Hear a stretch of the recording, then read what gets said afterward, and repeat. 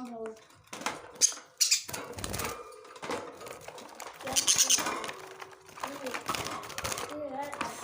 ما تهربوا. طب ياخد طعمي طعمي طعمي.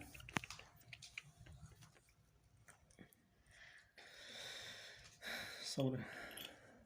السلام عليكم، مرحبا شباب. السلام عليكم شباب. طريقة قص ريش البادجي. شباب، القص طريقة غلط تماما. الطريقة الصحيحة هي نتف الريش. يعني بس قصيت الريش من هالطرف عبتضل القرمي، بس ضلت القرمة الريشي راح تطول كتير لحتى يرجع يطلع الريش وراح يتعذب الطير. فأفضل طريقة هي نتف الريش، فبيطلع بعد منه بشكل مباشر. شباب، بتخلوا ريشي 2 3، بعدها 3 رياش هدول تنتف من هون.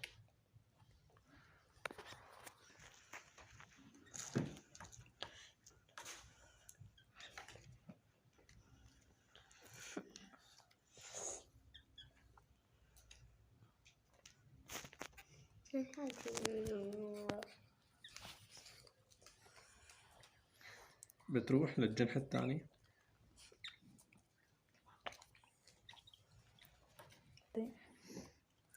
شباب، على الجنح الثاني نفس المبدأ، 1 2 3.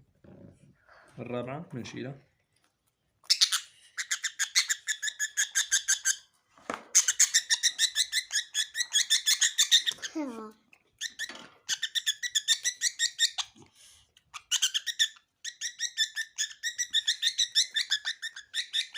تمام بهالشكل هذا شباب.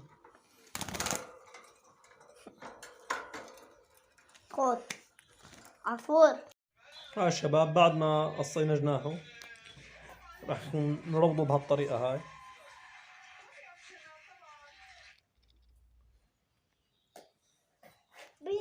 بنزل راسه نزله.